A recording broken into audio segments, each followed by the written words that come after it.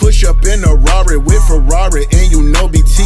Ask your crush, do you like me? Mental health check, talk to me. Somebody got you effed up, call and get it off your mind. Catch us in the A, turn us up while you in traffic slime. Welcome to the greatest show on earth. Yeah, this the BallerAlert. Yeah, this the BallerAlert. Yeah, this the BallerAlert. Welcome to the greatest show on earth. Yeah, this the BallerAlert. Yeah, this the BallerAlert. Yeah, this the BallerAlert.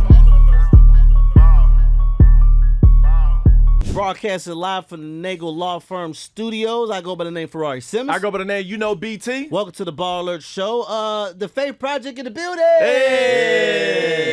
What's up, Keisha? What's going on, guys? Then we got Ronnie. What's up going on? What's up going on, guys? Good. Now, Ronnie, you are a so did you correct me because I don't want to sound ignorant.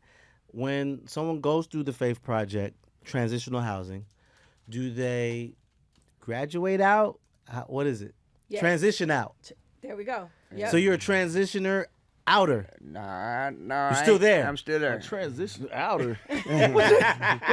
You're a product of the Faith Project, basically. Yeah, basically, yeah. You are there. Yeah. Currently. Yes, sir. Okay, got it.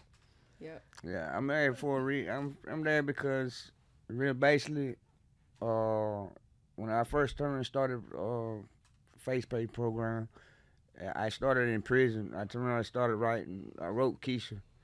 I wrote Face Pay program, and turned around and said, I wrote them. I waited, and so I turned around and waited about 4 months, and then so they come back, and the counselor come back and turned around and told me, he said, all you got to do is just agree to turn around and go to this place, and you'll be out. So basically, I didn't have a place to go. I didn't have no parole tool or nothing like that. And so basically, the Face Pay program turned around and let me parole out. Mm-hmm. And then so now, I was 5 days homeless. 5 days homeless before I turned around and met back up with met with them because I was supposed to went to the other one that was in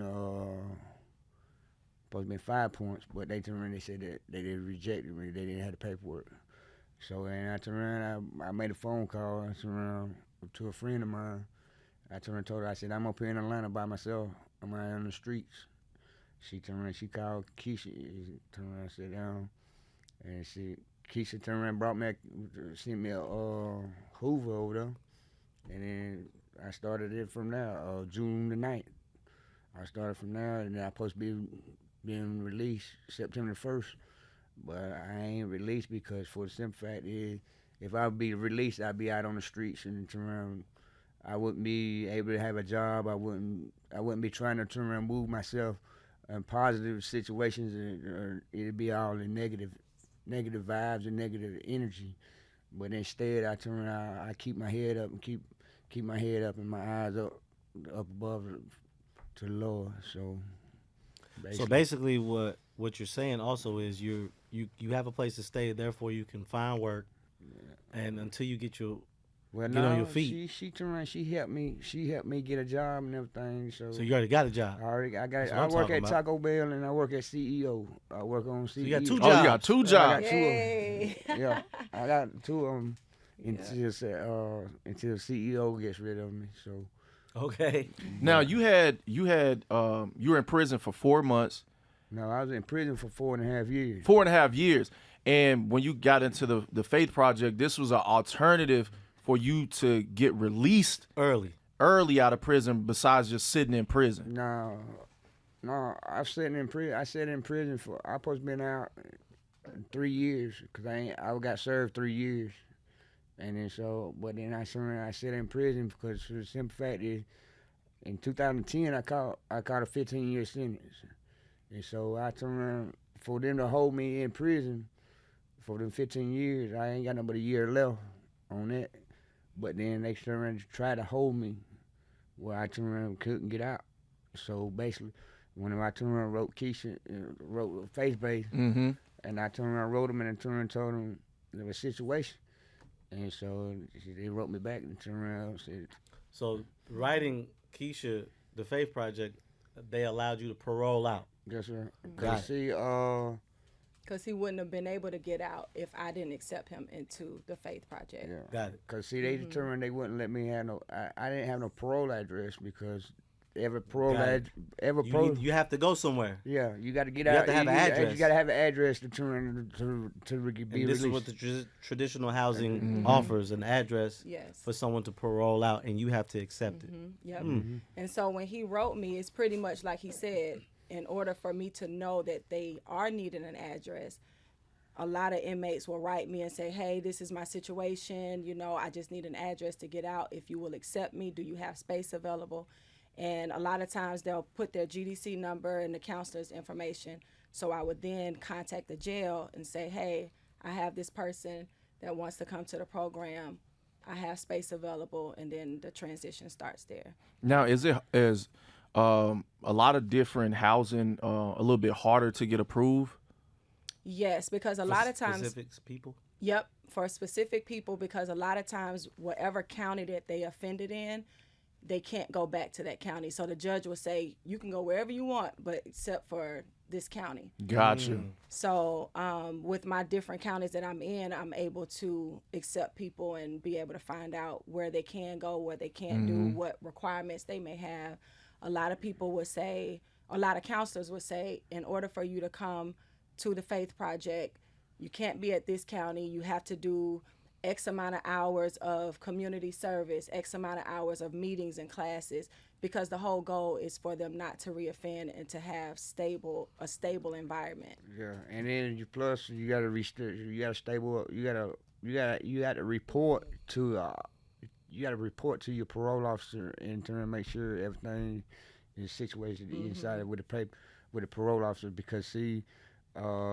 If it ain't certified with the parole officer or whatnot, because see, somehow I don't know how she does it or whatnot, but they got paperwork already sitting there in their face. It's yeah, you had such and such place, you had Edward, you still staying there, you living there, you being there, yeah. So basically. You got parole officer. You got to go in to meet up on Wednesday and everything. Yeah, and so, but then, other than that, you got to wait until your parole officer come out to see you, or you get a phone call from your parole officer to go up and see your parole officer and give them a urine test. So, but then you get urine tests here. You get urine tests here every day, every week, or every at the Faith Project as well. Faith Project every month or every. Okay. Randomly, whichever way Turan goes. Whenever they feel that Turan need drug tests and whatnot. So, so basically. Question, Keisha, when you're looking at whoever writes you, you look at their charges and everything. Yep, I'll look at their charges. I'm sorry. You'll decline them too, right? Yes. Okay. I will, because the whole goal for me is to make sure that they're a good fit for the Faith Project, and we're a good fit. Transition. Yes, and we're a good fit for them too. I pretty much don't like to accept people that I feel would, kind of stir the pot and mess up the, I guess, the goals that everyone at the house already has, the paths that they're already on. So I want to make sure that it's a safe and comfortable environment for everybody that comes in, that they are mentally ready. So I'll do an interview with the person as well while they're incarcerated. I mean, I keep money on my phone just so they can call, make a collect call. I think somebody called one time. You were doing some content and you were around, and I heard a collect call come through. Yes, collect calls come through all the time. Okay. And people's like, hey, this is my situation. And of course you have 1 minute left. So they're like, hey, can you call my wife or call my girlfriend or whomever just to finish the conversation and to start the process? We get letters in the mail. We get letters in the mail. Yeah, I write them as well. It goes to Keisha in the mailbox. Okay. And so I don't. Okay. And so whenever they write letters to the house units or whatever, we just turn around and get the letters back to Keisha whenever we turn around and get the mail and all that. And so I find all ways to communicate, because it's a lot of people that's still incarcerated that don't even know that this is an option. So I make sure I do my due diligence in educating them, like, hey, these are your options. Reach out to your counselor if you're eligible. And if, we're willing to accept you, then we'll move forward with the process. And Rodney, before we do go, you are happy that you chose the Faith Project? Oh yeah, yes sir. Cause like I say, I would have been negative. It would have been negative energy and negative I might have been. I was sleeping on the streets. When I sleep on the streets, I didn't know that 5 people was around me, surrounding me. They finna try to harm me, kill me. I woke up, police sitting there waiting there until I got up and stretched and everything, make sure I was awake, make sure I was up and everything, and turn around and left. And so, you know, I got took off to Dover, to try to kill me over there in Dover. And so, you know, I turned and walked all the way back from Dover. I turned and jumped off the train whenever I had a chance to be on the train and turn and come back. But instead, I turned, you know, it's a struggle because, you know, for knowing the streets and knowing how to run the streets and knowing the streets, there's codes and everything that you're supposed to live by on the streets or being in the streets or whatever, you turn around, it ain't good for you because for some fact you can be hurt, dead, alive, or you can survive. So you can turn around and be a real survivor and turn around and go work and not do anything wrong or do any drugs or do any alcohol or anything because Faith Project is non-alcohol, non-drugs.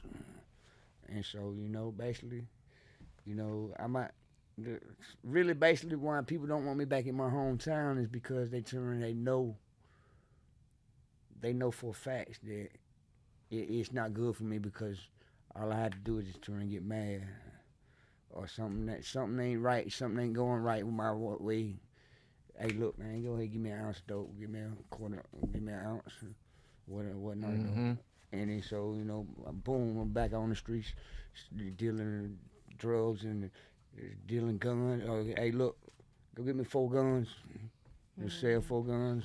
Well, I'm glad you're doing positive things now, sir. Yes. Yes, We appreciate you sharing your experience with the Faith Project. You know, they one of our sponsors on our show. Yes, sir. Sharing your testimony. Thank you, man. Thank you very much. Well, real testimony I wanted to give y'all is this right here. I really supposed to be dead already. In 21, I got shot by 3 police. And then so, but I supposed to be dead and gone.